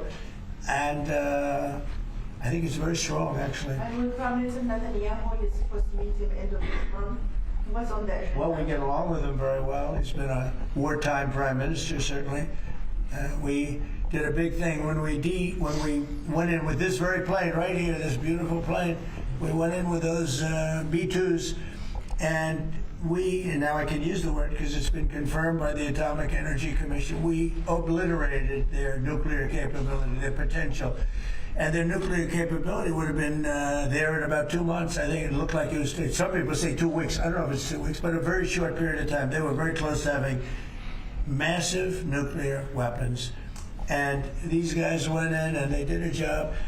And that made peace possible because everybody was afraid of Iran, and now they're not afraid of Iran anymore. And Iran would like to make a deal with us. Your own national security strategy does not say obliterate, sir. It says set them back. Your intro does. Well, the Atomic Energy Commission said obliterated, and the people that have seen the site said obliterated, and frankly, Iran said it was obliterated. And to show you how accurate it was, and I fight for the pilots because the pilots and those people went in there at great risk, and they hit every single target on every single bomb, and they did a lot of damage. And for them to be given anything less than 100% of the credit is unfair. So I will tell you, the Atomic Energy Commission said it's like gonzo. It's one person actually used the term obliterated. But Iran actually said that they probably can never go there again. They can probably never start there again. If they ever started, they'd probably choose a new site. But regardless, we took out the Iran nuclear site with great talent. No other country could have done that. No other country has weapons like we do, but no other country could have done that. We have the best weapons in the world. We have the best military in the world. And when we took out Iran, that allowed for peace. There's no way that, and I really have great respect for the King of Saudi Arabia, for the Emir. I have a friend, UAE, these are great people. These are actually great people and great leaders. There's no way they could have done a deal if Iran was not really nullified to a large extent. Iran is not the same country. Iran was a country that was feared by everybody. Now it's a country that's been very much downgraded. I'm sure they'll try and come back, and they're very capable people. Maybe they will, maybe they won't. They are reconstituting their missile program quite quickly. Well, you know, they can try, but it's going to take them a long time to come back. But if they do want to come back, and they want to come back without a deal, then we're going to obliterate that one too. You know, we can knock out their missiles very quickly. We have great power, and we helped Israel a lot. We were shooting down the drones. We were doing a lot of things for Israel. We did a good job for Israel. But Israel did a good job. They fought, and they all fought bravely. Look, it's a war. That's a vicious war. They're all vicious wars. When you write, hey, you covered a lot of wars. They're all vicious. We never saw a nice one, right? Right. They're all vicious. But that was a big fight. But the big thing was the knockout of the possible nuclear capability, and it was a complete knockout of nuclear capability. That doesn't mean that over the next 2 years or 3 years they're not going to come back or not going to try. I think they got hit so hard, they may talk about trying, but I don't think they want to try. And I can tell you that they would love to be able to make a deal with me. They would love to be able to make a deal with me. And I'd love to make a deal with them if we could. You know, we were not close, but not so close, but we were reasonably there for a deal with Iran before the bombing. And they would have been much better off if they made a deal. They could have had a deal. They could have had a deal where they would have been much better off. Look at what we've done. I mean, their place is blown up. Forget about the nuclear. The nuclear is gone, but look at the damage they've suffered, the death that they've suffered. They could have had a deal with, nobody would have died, no buildings would have been down, nothing would have happened. We would have blown up their nuclear, that would have been it. They could have had a great deal, but they missed that opportunity. But they would like to make a deal right now. Iran would like to make a deal with me. Yes, please. Yeah, thank you, Mr. President. Do you think the Senate should confirm your nominee for Religious Freedom Ambassador, Mark Walker, in time for Christmas as a Christmas gift to Christians around the world? Well, I don't know. I mean, I've heard good things about Mark. Why is something come up that I don't know about? Well, he was nominated in April, and he still hasn't received even a... Well, I'd like to see him. I mean, I'm hearing very good things about him, so I thought by asking that question, you know, something new came up. You know, there's breaking news about Mark Walker. No, yeah, I'd like to see him. I've always found him to be a high-quality person, frankly. Yeah, I'd like to see that happen. I will say John Thune, though, has done a good job. He's approved. He's gotten hundreds of people approved. You know, we have a roadblock with the Democrats. They're just obstructionists, that's all. That's all they're good at is obstructing. They're not good at creating. They're only good at obstructing and wanting open borders and men and women's sports and transgender, for all things that transgender for everybody, all things that people don't want. And they're obstructionists, you know. They're doing that with healthcare. We have a great healthcare proposal where we pay all of the hundreds of billions of dollars that the insurance companies have been making. You know, their stock is up 1,700%. And by the way, the stock market today hit another high. 52 times we hit a high in a 10-month period. That's during my second presidency. And it's been amazing. Nobody's seen anything like it. You know, we had the greatest economy in history in my first term. I think we're blowing it away right now. I think we're blowing it away. And again, prices were the highest they ever were. Inflation was the highest in 48 years, or I think ever. They say 48 years. The press says 48 years. I'll accept that, but I think it was the highest inflation we've ever had. Under the past administration, we had the highest prices. We have high inflation, you have high prices. Prices are coming way down. Energy's coming way down. Gasoline is hitting now $1.99 in a couple of states, and it's way down. Gasoline is way down. And when gasoline and energy comes down, everything follows. But prices are coming down, and we have an unbelievable economy. 401ks are setting a record. 401ks that's owned by a lot of people because they're based on the stock market. And the stock market for 52nd time has just hit a brand new high. So it's amazing what's happening. And I will say this, our country is respected again. I think we're respected like never before. The United States is respected again. We have a country that was a dead country 1 year ago, dead. And now it's the hottest country anywhere in the world. Thank you very much, everybody. Thank you, Press. Thank you, Press. Thank you. You can call. Thank you, Press. Let's go. Let's go. Let me know. Fuck you, press. Fuck you, press. What?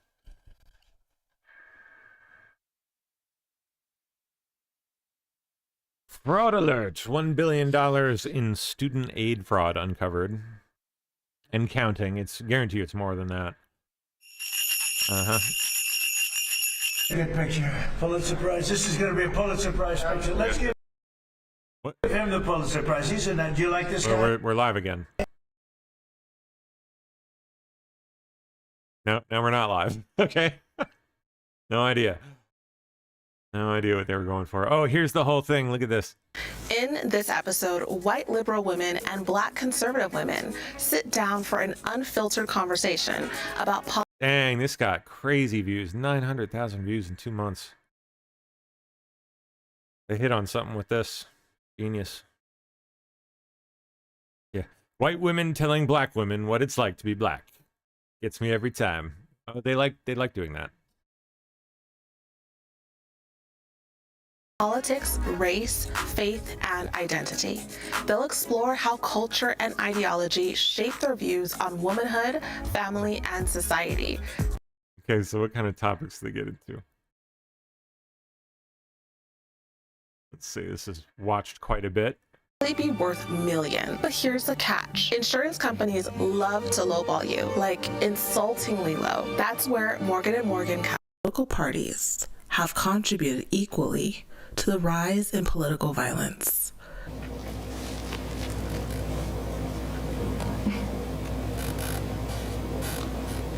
Well, I believe that both parties have sought to be a part of it equally.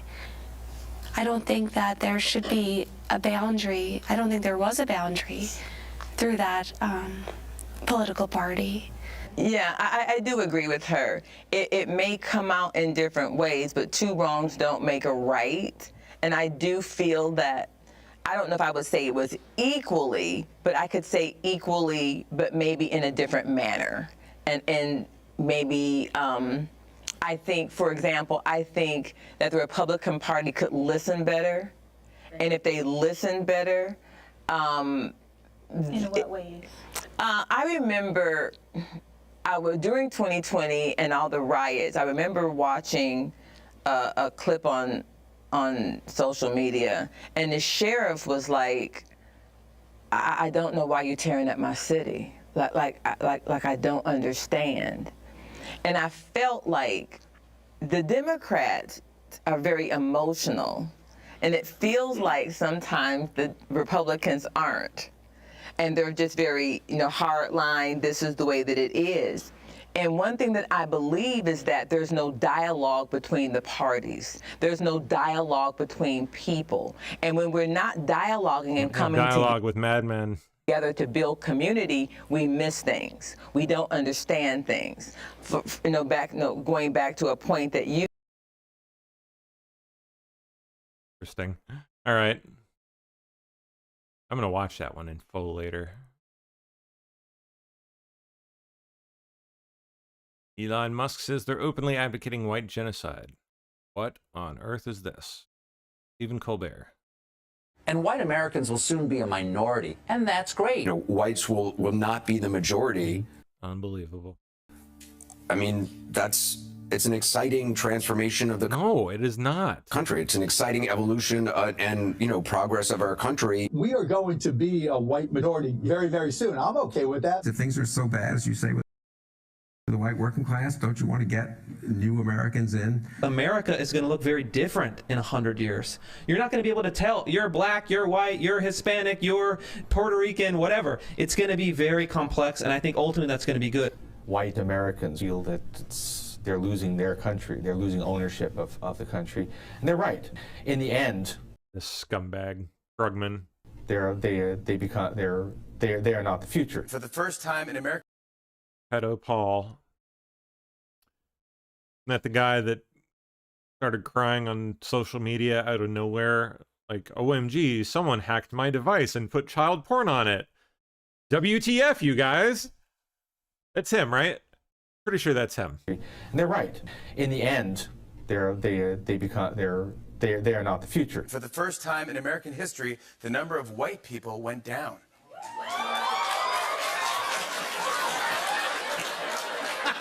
The white population is declining for the first time in history in America. White people will not be the majority in the country anymore. This will be the first generation ever. And they have pushed this so hard. They've done it for years. I remember hearing this shit on the stupid late night channels back when I was young. In American history, in which whites will be a minority. Treason to whiteness is loyalty to humanity. To abolish whiteness is to abolish white people.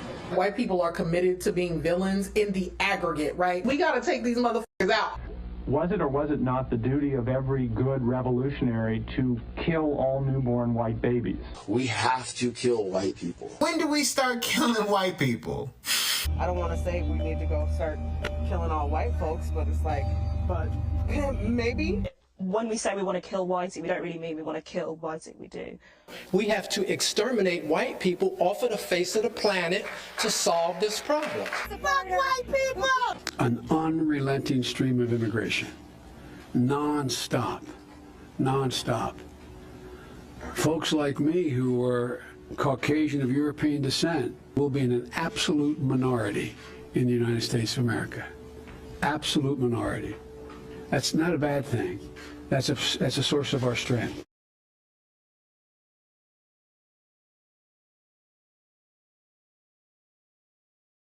Quite a video.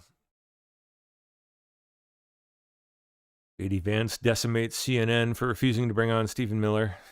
The third straight day. Yep. Greg Bovino tells Nick Sortor he would personally arrest Ilhan Omar if she is here illegally.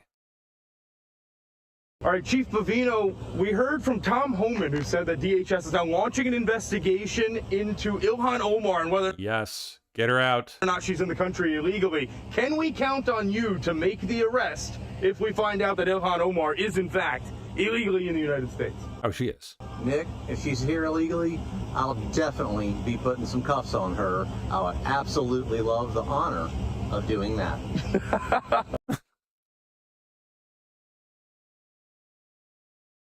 Jasmine Crockett appears in new rap video. Oh my gosh! So as if the live version was not enough, now we've got a cell phone music video. She ain't never been. Who else willing to go toe to toe against the president? I can't wrap my head around someone who votes Republican. She advocate for feeding kids. They protect the ones touching them. Trump invading his own country with an army. What a joke. We remember Pearl Harbor by illegally bombing boats. But y'all thought we wasn't gonna do nothing but think again. They only trying to scare out of running cause they think she win. Listen, thought I told y'all we ain't never scared. Now look who name on the docket. Got 2 words for every racist bigot living, Jasmine Crockett. Everyone in MAGA isn't racist. Yeah, that might be true, but in all of history, I never seen a Nazi flag be blue.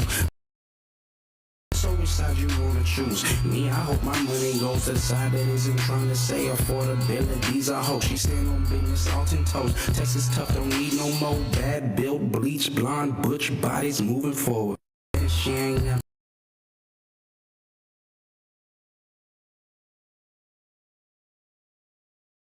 If you could win a campaign purely on cringe, you'd be president. That's the take. There's the comment. There you go. MTG walks out of interview after host refuses to stop grilling her over her past rhetoric. Ma'am, I want to ask you just a couple last questions. I always want to be respectful of your time. You have said in this interview in so many words, and you've said in other interviews, including on CNN just a few weeks ago, you said you want to move past what you call the toxic politics of our modern system. You yourself have a history of making sometimes controversial comments. Looking back, do you feel like you have anything personally to apologize for and possibly contributing to that discourse? This seems to be the popular question from everyone that is. What is up with the goofy, like, interviewing? Why are you filming the computer, bro? And I very much just show her. Thank you. Already addressed that. I don't think it has to be said over and over again in every single interview I do, but I'm sincere in my words. I think that America has been ripped apart by both sides of the aisle. with toxic politics, and it comes from both parties and members of both parties. We see it in fundraising emails. And not only have I been a part of it, every Republican has and every Democrat has. I've also been a victim of it, just as many others have been victims of it. And so I think it's important for each person to take responsibility for their own action and words. And I think that responsibility falls on every single one in leadership. We have real problems in America. We have a $38 trillion debt. We have a young generation that looks to the future and doesn't have a lot of hope as they're struggling with jobs and housing. Social Security is going to become insolvent in just a few years in 2033. That affects every single one of us. So I think in the political industrial complex that has built on two parties that only know how to fight each other, it's time for people in politics to take it serious and realize that it's time to put the American people first. You used an expression, taking responsibility for your words. I know that you've mentioned here in this interview, President Trump calling you a traitor was a breaking point for you. In the past, you've tweeted, you called Republican Congressman Bob Good a traitor. You called some Republicans who voted for President Biden's infrastructure bill traitor Republicans. You've used that language too. Do you regret that?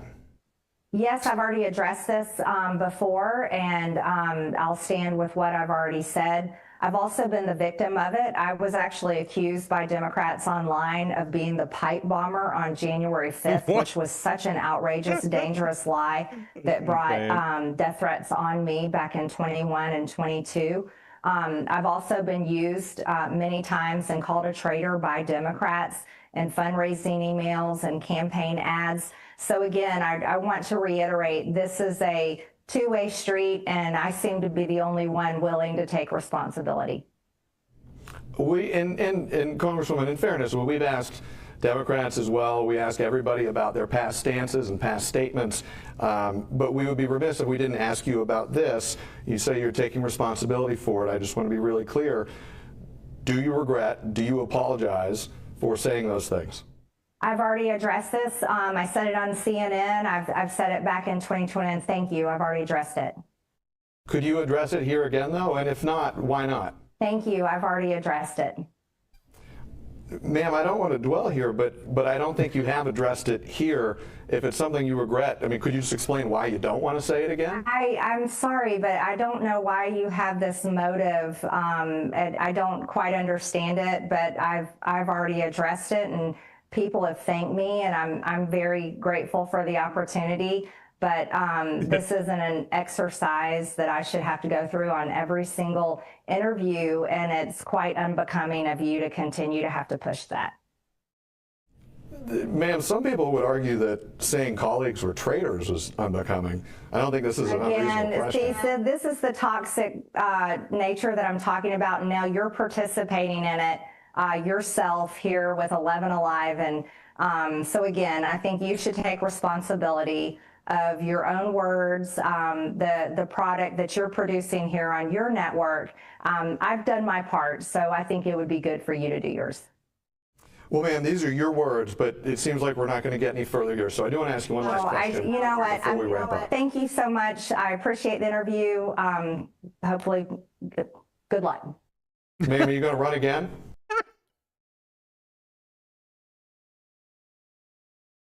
Oh, it's just ridiculous. Ah, God. All falling apart. All right. Oh, what? Ilhan Omar's flamboyant, dirty, dandy second husband? What? So after she married her brother, she married a homosexual? What would you even call this? I don't even know. Homosexual. We'll just go with the homosexual. What the fuck? Hey, gotta get that green card somehow, baby.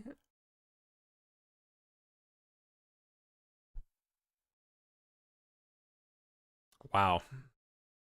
His areas of study are listed as critically queer, decolonization, gender research group, and Center for Black Humanities.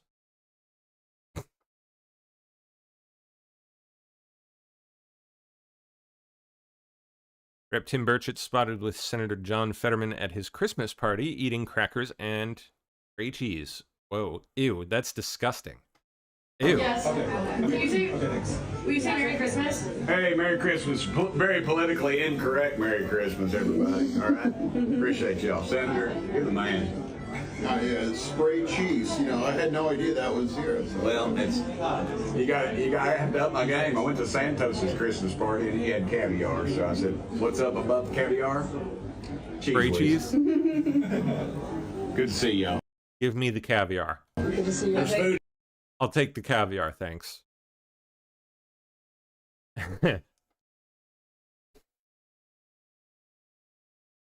Emails released by congressional Democrats showed that Obama White House counsel and current Goldman Sachs executive Catherine Rumler met with Epstein and top Democrat insiders after his conviction. Creating a major reputational scandal, the drive-by media continues to, of course, ignore. The irony is that Rumler serves as co-vice chair of the Goldman Sachs firm-wide Reputational Risk Committee. Oh, and the Conduct Committee. You think they were aware of Ms. Rumler's conduct and the inherent reputational risk therein before they hired her?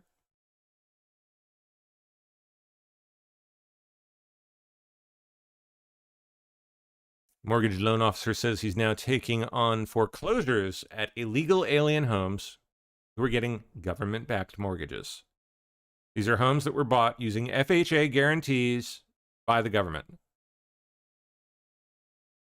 This week, I started doing foreclosures on undocumented properties. Properties that the people had to leave in a hurry. I just left one. Pizza boxes, open, pizza was still there. All the food was still in the pantry. They grabbed whatever valuables they could, left everything else behind. These are foreclosures, so these are homes that were bought using FHA, guaranteed by the government for undocumented people. Last month, over 252,000 people were deported in Texas alone. Wow. So all of a sudden, we're starting to see the effects now. I did another one yesterday. They come tagged as possible undocumented immigrant. Furniture's there, fish tank, dead fish. They left in a hurry. If you want to see that content, I put that content on my wife's page or on my YouTube page. My wife's page is Ants and Liz, or Ants_Liz, or Ants Inc. on YouTube. They all go there too. I don't flood them on this page, but it looks like that's becoming a trend.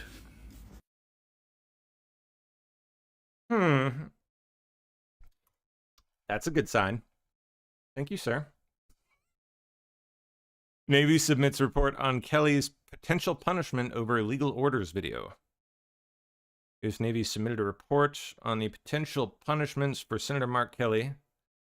The report, which is ordered by the Defense Department and referred to the Navy, was sent to the Pentagon's Office of General Counsel, where they're providing legal review and input. Advise belief that with all the threats facing our country, Pete Hegseth initiated this ridiculous process, blah, blah, blah, blah, blah, Kelly's spokesperson told Hill. I don't think we get any details of the findings yet, but soon enough.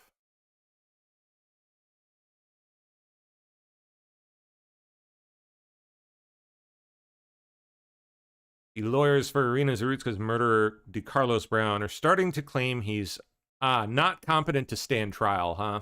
My ass. He knew what he was doing. Even if he does have a screw or two loose, he knew. In a massive betrayal of MAGA, Indiana GOP senators, you gotta be shitting me, reject the Trump-supported 2026 congressional map that would have been 9 Republican, 0 Democrat. It would have added 2 red seats and eliminated 2 blue seats. That is pathetic. Why would you do that? All right, the machine is now closed. Clerk will tally the roll. 19 ayes, 31 noes. This Wow, 1931. Morons. U.S. House passes a bill to undo a Trump executive order. Thanks to 20 Republicans joining Democrats, this would undo Trump's anti-federal union order, which was signed to help rein in rogue bureaucracy. Why would... Unbelievable. Let's vote. The yeas are 231 and the nays are 195. Who were the 20 retards? Who did it? President Trump allies announced immediate primary challenges to every Indiana State Senate Republican up for re-election who voted no on the redistricting map. Good. We'll be launching primary challenges against every last traitor who voted no, effective immediately. Pack up your bags. Your time's up. Judge in Robinson's case says cameras will be allowed. As we restart it, so it's still a problem. Thank you.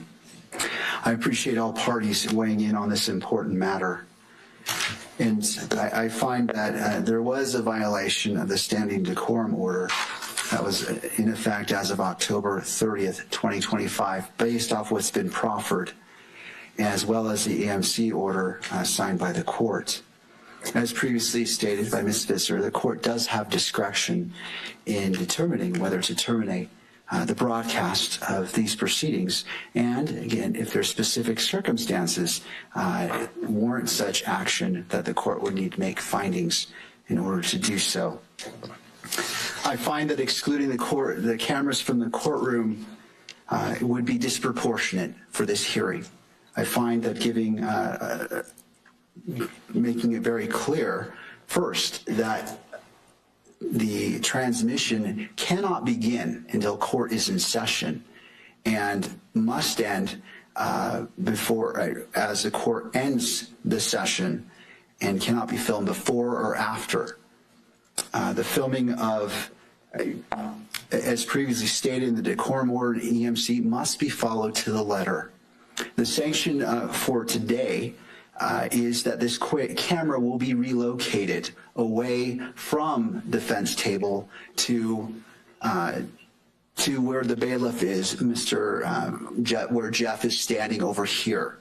I want to immediately address any possible transmission of shackles, as previously stated by counsel, and remove the possibility of capture of screens of the computers at defense counsel's table as well. In addition, if there's further violations of the standing decorum order, this court does have the right and will exercise termination of broadcast of these proceedings. And I simply want to put all parties on notice, to the press, to all parties, that this court takes this very seriously. While the court believes in openness and transparency, it needs to be balanced with the constitutional rights of all parties in this case.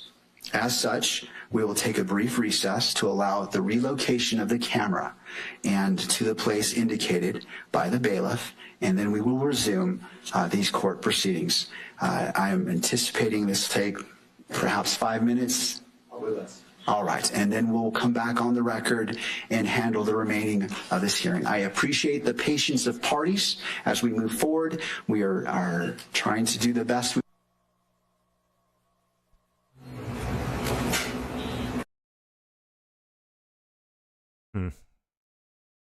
News just earned a spot on the naughty list.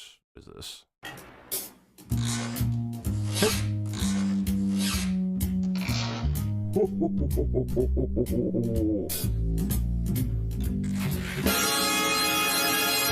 Better watch out, you better not cry, you better not pout, I'm telling you why. All the media on the naughty list. Very nice.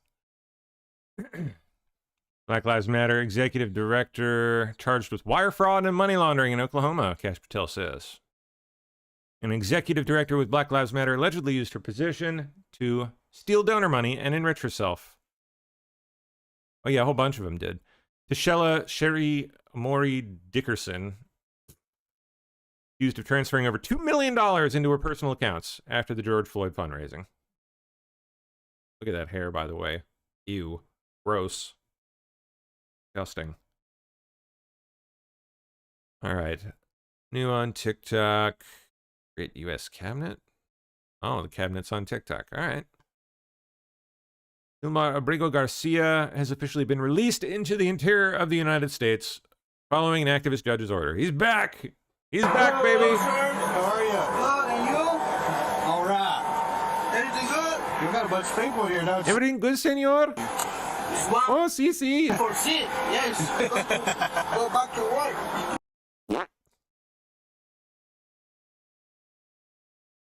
Okay, more on the Robinson trial. In case in the assassination of Charlie Kirk, regarding cameras in the courtroom, both pool television cameras and what seems to be a separate live stream feed as well. You heard the judge say that for the remainder of this hearing, the cameras will remain in the courtroom. The benefit outweighs the potential harm that was already done in seeing, for example, shots of Tyler Robinson's shackles. He will, for the next 5 minutes, take time to now move the cameras to a different position in that courtroom. No wide shots where one could see, a potential jury could see shackles on Tyler Robinson, or get a view of the defense table where you can see the notes that the defense attorneys are looking over and preparing their case, as well to avoid any potential conversations between Tyler Robinson and his counsel. Let's bring back in now criminal defense in case in the assassination of Charlie Kirk. Regarding. All right, it was frozen the whole time there. Yeah. Of course, this is 65 through here. I know, I'm going to 70.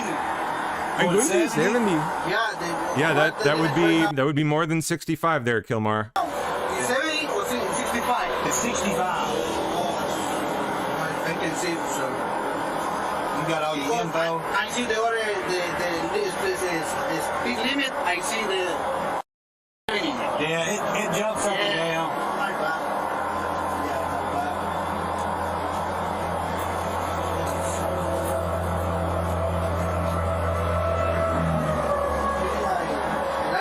Yeah, your driver's license, your registration, and your proof of insurance.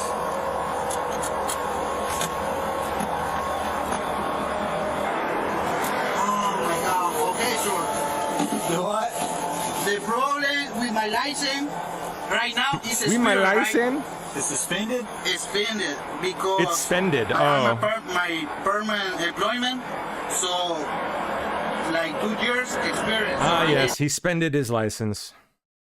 It happens. Happens to the best of us. All right. Let me see. What is going on in Zoom here? Okay, I do not have relief here in Zoom just yet. So, we can keep carrying on. See what else we find.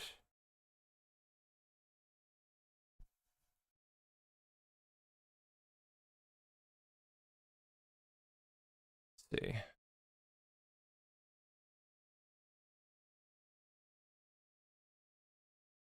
Oh, a child having a meltdown.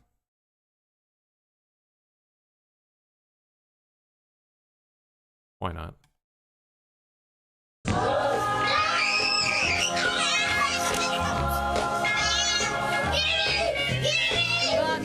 Never had that problem. Never had that problem with my kid. Wonder why that would be.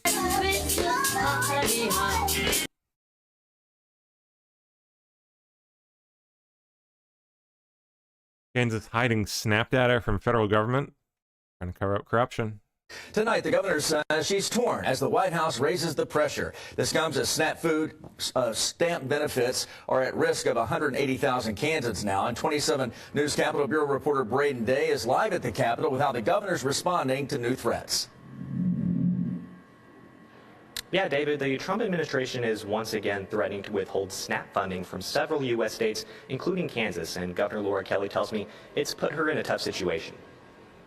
To recap, back in February, the Trump administration asked all states to send in the personal data of all who receive SNAP benefits. Kansas is among 22 states who have refused to submit the data, claiming the request is illegal and unconstitutional. Now the USDA intends on punishing these states by withholding money needed to manage the SNAP program. We spoke with Kelly about this, who tells us she is currently working with her legal team to determine what to do about this. I have absolutely no interest in people going hungry. I also have no interest, though, in being bullied into releasing information that is personal and private. I'm in a tough situation here. Yeah, I've got to protect people's privacy. I also have to protect their dining room table.